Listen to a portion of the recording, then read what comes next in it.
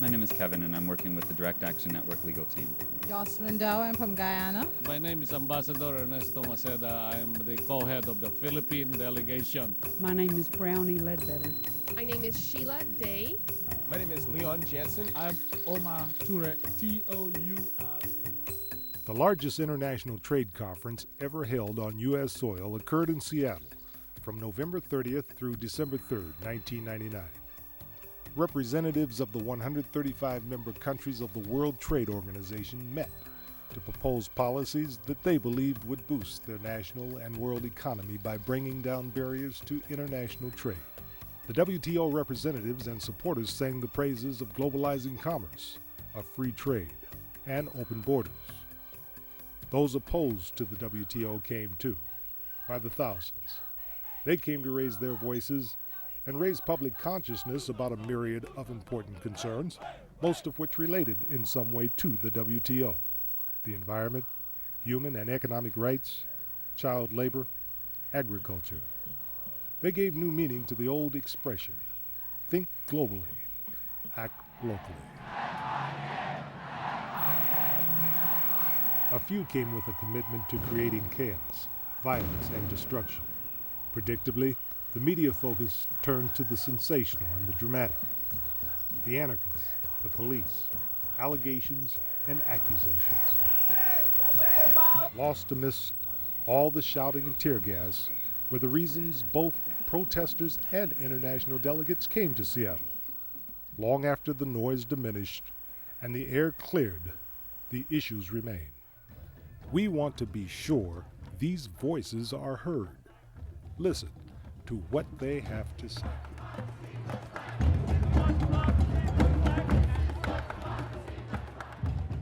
I believe in the democratic process, and the WTO does not. It's secret, it's close to the public, it's close to people who are interested in these issues, and I believe that that especially the way that trade disputes are settled by a secret tribunal of corporate lawyers with no appeals process, no chance to file amicus briefs and things like that, is a very, very serious, undemocratic challenge to the way that I grew up in a civil society, knowing that we would be able to protect our own rights and represent ourselves. Yeah, even here in your state and city governments, you have elected officials who can hold their caucuses or meetings in private. There's no system anywhere in the world where all the citizens who want to say something are always part of the entire process. It would be such a slow process if you allow everybody to have his say. You just have to elect spokesmen or representatives to do that for you. We represent people, and we're here to talk on behalf of our people. And if what we're saying is not taken on board, then we can say the voice has been taken from people. But as long as they're prepared to listen to us, take our concerns because we represent our people, then we can say that. This is what democracy looks like. The only way to have the interests of all countries be taken on board and is to have a broad-based or comprehensive negotiating round which will cover all issues and not only some of these issues. The frustration is that the main issues are discussed by European Union and US only, and they were not associated over countries. There's no pretense of democracy at these meetings. The powerful shall speak and the powerful shall rule.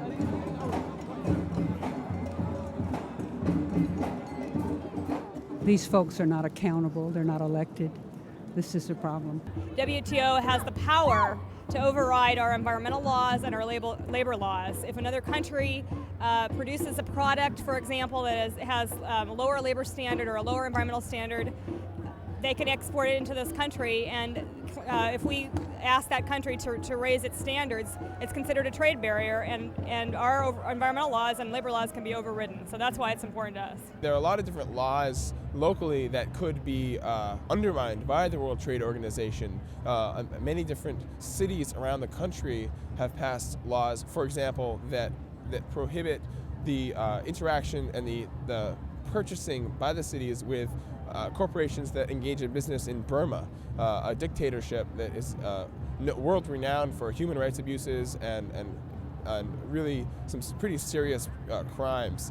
the dictatorship is. And so a lot of local laws around the country have been declared illegal by the WTO or have been threatened to be illegal. And now the U.S. government is threatening lawsuits against these municipalities that have these laws. The reason why our church has sent a staff team here, and a lot of United Methodist pastors and lay people have come from all over the country on their own accord, is because we think this is one of the most pressing moral issues of the day, and that it's really incumbent upon people of faith from whatever faith tradition they're from to speak directly to those issues that are at stake today. The same economy that I watch in my very poor state, I see spreading globally, and that is a horror. And because the World Trade Organization is hurting women and children more than anybody else. We have international human rights law that protects everyone. But in fact, what we're doing is making trade agreements that contract out of those human rights principles. And so what we're doing in the name of trade agreements is increasing discrimination against women, increasing the vulnerability of children around the world, increasing the vulnerability of indigenous people, increasing the vulnerability of people of color and people from third world countries.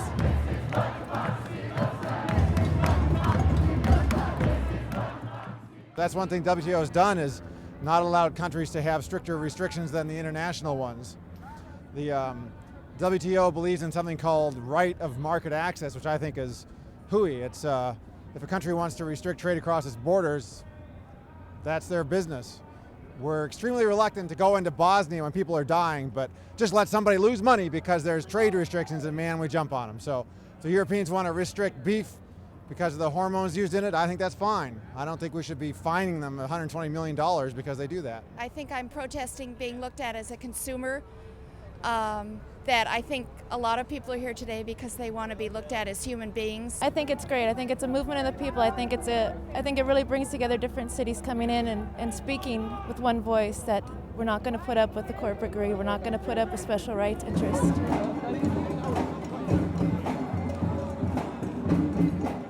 I live in California, and their policies affect us. I mean, we're being clear-cut from Humboldt County, where the redwoods used to be. We can't destroy our environment here. Would you look at this environment?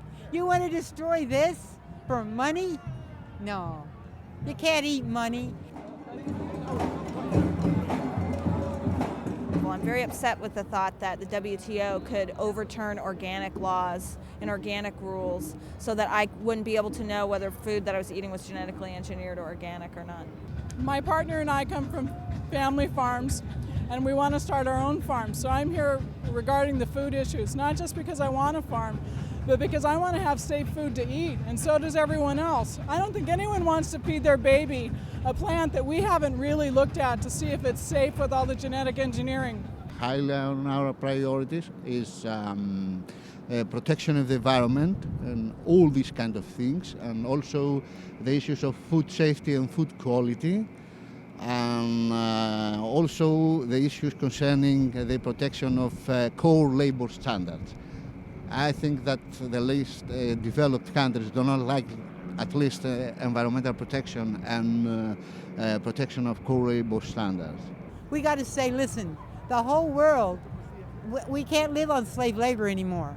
That was back in the times of the Confederacy. The record is very clear to date that instead of decreasing poverty, it's increased the gap between the rich and the poor, and it's devastated poor farmers in Southeast Asia.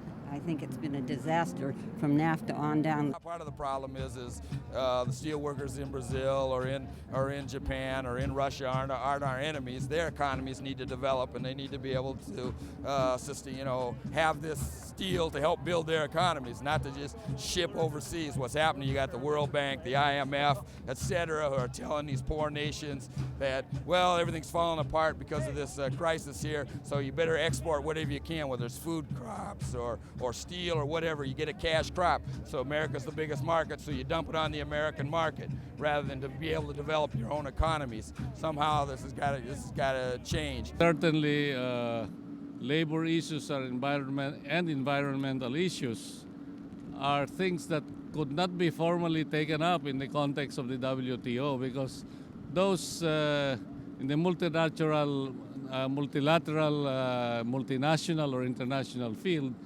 if you want labor issues taken up, it's with the International Labor Organization, and environmental issues with UNEP. Delegates from the developing countries as well as from the developed countries are calling for greater emphasis to be placed on development. Now the question is, how are we translating the rhetoric into concrete action? Rwanda exports mainly coffee and tea. We would like to have open markets for our products without custom duties, without any quota, in order to get some foreign currencies to import also goods we need from other countries. We have no doubt in the Caribbean that the WTO is not good for us. We are perhaps the oldest globalized part of the world, 500 years of global activity, and we're on our bellies.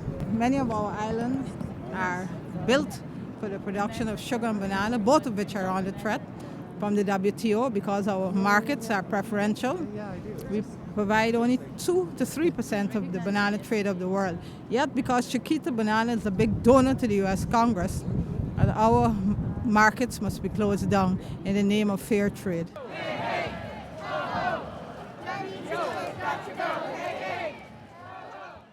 We are surprised. We had thought that in the Western countries, developed countries, this is what they wanted. Opening up of trade, liberalization of trade, globalization. But now it appears that even in the Western societies, in advanced countries, that there are people who have doubts about the process of globalization, of liberalization. I think that we're moving away from a democratic society with laws made by people that we elect and more towards corporate control. And I think people don't want it, and that's what you're seeing today. The purpose of yesterday's action was literally to stop the WTO. There are a number of people who feel that this is such a dangerous step for the governments and the corporations of the world to be taking, that it was very important to make sure that this ministerial could not convene as was planned. And I think that action sent a very, very strong message to heads of state around the world, to heads of corporations around the world, that there is a broad coalition of people from all walks of life that are very deeply opposed to what's going on here and that are joining forces. It's about time. We have to have some kind of democracy worldwide that actually allows these voices to be heard. And we're certainly not getting that from the WTO. I think that we as a collective realize that this is the only way to get our message across, because the papers sure haven't been publicizing this for weeks and months like we have.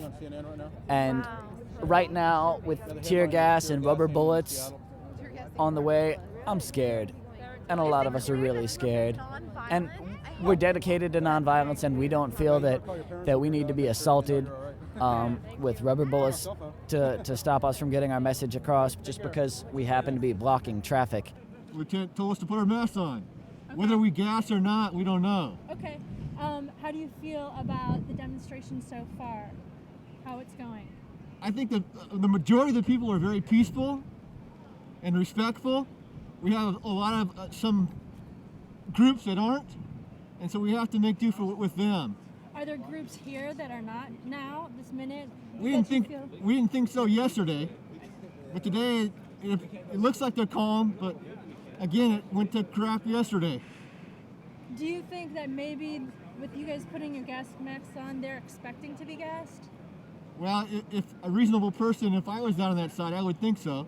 Mm-hmm. Do you think there's a reason to be gassed right now? Right now, I don't know. I don't get all the intel. All I get is told to put my mask on.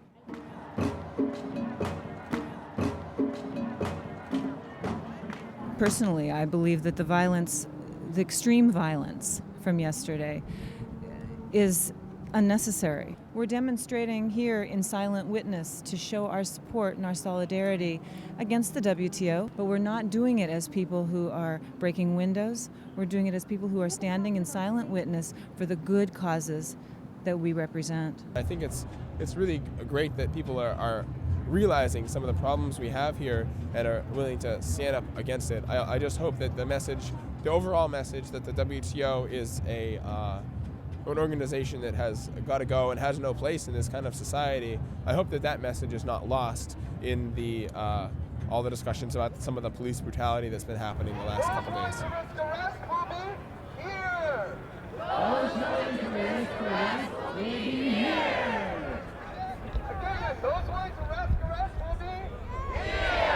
They've made an impact, they've made their message known, they've made it difficult for us. I'm the Foreign Affairs Minister of Chile. I came to this meeting and you have to allow me to come in. No, I've flown 16 hours. He has been flying 16 hours. We go back there. No meetings. This is a damn city. He's a minister. He comes to a ministerial meeting and he's not allowed to go to his hotel. This is absurd. Well, there are not even enough places to eat in the convention center, you know. Yeah. And we would have wanted to eat in Benihana, but it's closed, or some other restaurant around. So, you know, how many are there? There are about 2,000 or 3,000 delegates. Well, but it's okay. We're used to this in the third world. I guess it's harder on the delegates of the developed countries who are used to eating in comfort and luxury. We walked from the conference center to our hotel about half an hour, 45 minutes. There was no bus, no taxis. That was an experience, but at least the work is going on. This is not about November 30th. It's not even about Seattle. This is about building a movement that will last into the next century and that will challenge the increasing corporate domination of all aspects of life here on the globe. And we're taking the message about environment, about labor rights, human rights, and we'll try to address it in our WTO meetings. The trade issues are difficult enough without encumbering them with labor and environment and human rights issues. If we brought those three things in, we would not be able to agree on anything. We have to try to find some compromises. You know, this is the way the international organizations are working and proceeds and so on.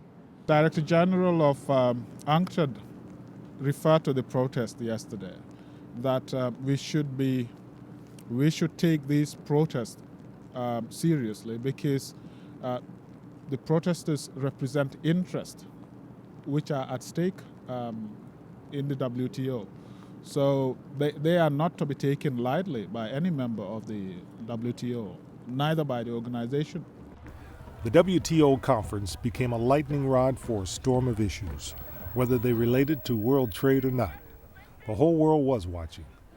And to most observers, the WTO talks in Seattle were judged a failure. Little was resolved. The trade ministers of the 135 WTO countries represent vastly different national interests, and yet the WTO guidelines expect them to make decisions by consensus. In the end, the WTO may have been its own worst enemy. The sooner the WTO opens up the process and lets people representing those who are outside in, the sooner we will see fewer demonstrations, more constructive debate, and a broader level of support in every country for the direction that every single person in this room knows that we ought to be taking into the 21st century.